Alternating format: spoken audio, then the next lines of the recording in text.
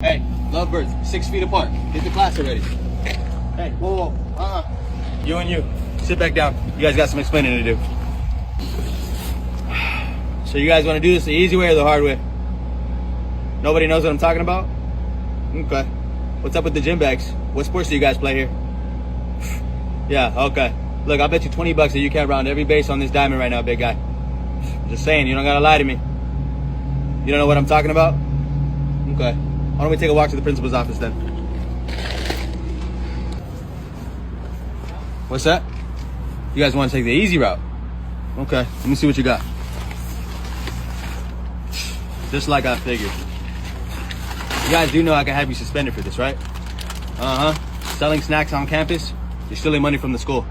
How is the school making any money at the snack bar if you guys are taking all the customers? You guys leave me with no choice.